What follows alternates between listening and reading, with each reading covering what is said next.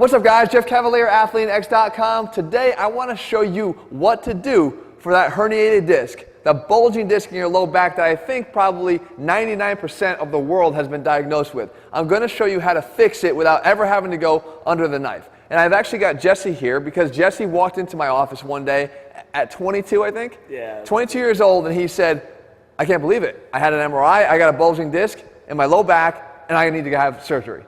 I said, dude, you don't need to have surgery because what I'm going to show you here today is going to do exactly what I showed Jesse, and it's going to help you to get rid of this thing once and for all, okay? So what are we talking about, first of all, with a bulging disc? When we look at a bulging disc, guys, there's three different terms that people use. It's herniated disc, bulging disc, and then a ruptured disc. And a ruptured disc is a different scenario. A ruptured disc is when this disc here that's in between your vertebrae here just basically explodes. And it's not fixable without surgery.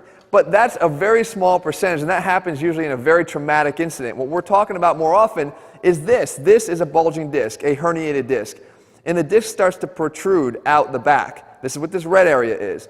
And a lot of times you can be diagnosed with a bulging disc because an MRI tells you have a bulging disc, but you don't have any symptoms. Because the symptoms might either be present or come and go based on whether or not that disc is actually touching the nerve. If it's not touching the nerve or making contact, in this case it's not, you wouldn't have any problems with that. If the nerve touches that disc though, then you start to feel the pain and the tingling and the sensation down that distribution of the nerve root. So it could be in the front of your thigh if it's an L4-5. It could be more in the back of your leg if it's more of an L5-S1. So it depends on what level and what nerve you're touching. Now, here's the thing that you don't want to do, and what I told Jesse not to do, because he's like, dude, I've just been doing these stretches, and I think that's what I'm going to have to do to start off. I said, no. Don't do back stretches if you have a lumbar disc. If you start doing the things that Jesse is doing right here, you're going to make the condition worse.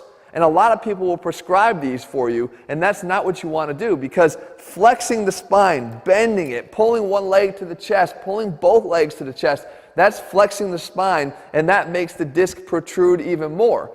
So why do people tell you to do it? Because if you look here at the spine, the muscles that run up and down, these basically get tight from the spasm of trying to protect against a disc. So you might stretch and feel a temporary relief, but you're not only not doing anything to fix the long-term cause, which is the disc underneath, but you are actually making it worse. So instead what you want to do is you're going to do the same 2 or 3-step plan that I gave Jesse, and it starts right here at the bar. So the first thing, if you're going to fix this disc, is you're going to want to extend and not flex. But before you do that, you got to fix a couple things. You want to decompress your spine. And I know people use inversion tables and all that, and if you don't have access to one, you really don't need one. All you need is a pull-up bar. So as I have Jesse, first thing I tell him to do is grab the bar, and then don't just hang with your feet off of the floor like he's doing here. Put your toes down if you can. If this is too high because you're too short, you can always set up a bar and a squat rack at a height that you can still touch your feet to the ground.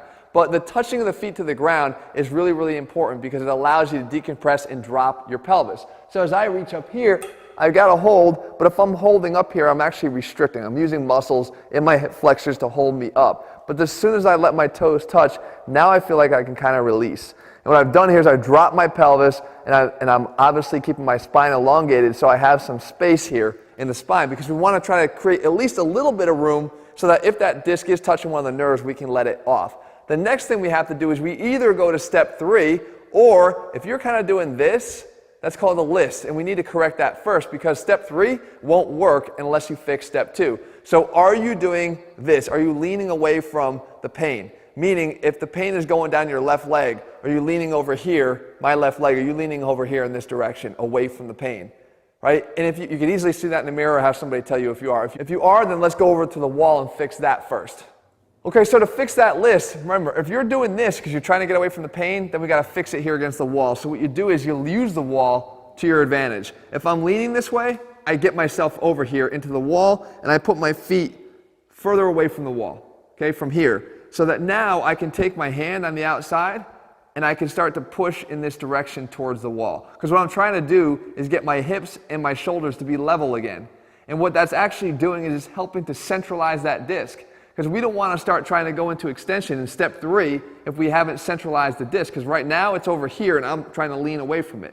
So if we could do this without pain, then we're in a good position. You do this about 10 times, 10 or 12 times. And if you find that you're kind of running out of room, and it feels even better the further you go, you can always take like a medicine ball over here, or even a pillow or a sweatshirt or something, and you lean into it this way. Okay, so I got my lean here, and my feet are over here, but now you can see I've actually gotten more range of motion that I could drive my hips through.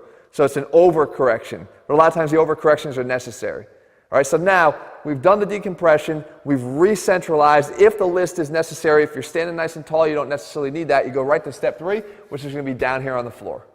All right, guys, so we're almost there. This is the last step, and what you do is you want to get yourself down on the ground, and we're going to extend. Now we've fixed the list, we've decompressed, we're in a good spot to actually do this thing and do it once and for all. So you're going to take your hands, put them flat down under your shoulders, but don't get lazy about what's happening below the waist, because that matters too. Put your feet together, contract your glutes together, right? Get nice and tight from below.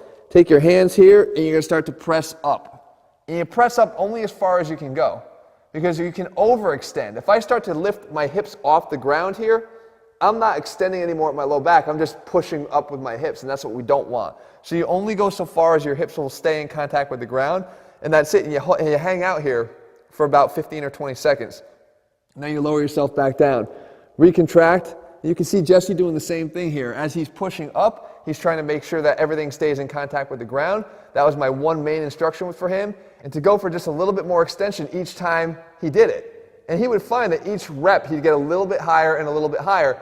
And if you can't, let's say you're in a really bad spot and it's really hurting you, you can actually just get yourself in this position right here, which is enough extension as it is, and you can even watch TV for about 10 minutes or so if you can tolerate it, just to try to get more of that extension in place to start to recapture that disc. Because the good thing is, guys, that disc 98% of the time will be able to be re-centralized and recaptured, and once it does and it gets off of that nerve root, you're not going to have the problems. You're going to be able to go back to lifting and doing the right things inside the gym without being derailed by your disc pain. Okay, so now the last thing you can do if you had to is during the day, you may not be able to lay on the ground, so you could do this standing. And what you want to do here is just hook your hands right. I talked about it in a previous video, these two bumps right here on your pelvis, okay? You just want to get one hand on top on one side and one hand on top on the other side.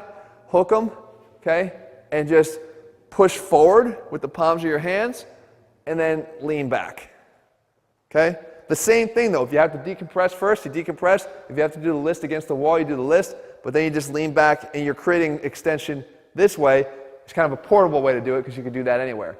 Guys, the disc problem is a very common problem. Like I said, almost all of us, if we were MRI'd, would have some sort of a disc problem, but it doesn't mean it's a problem for you.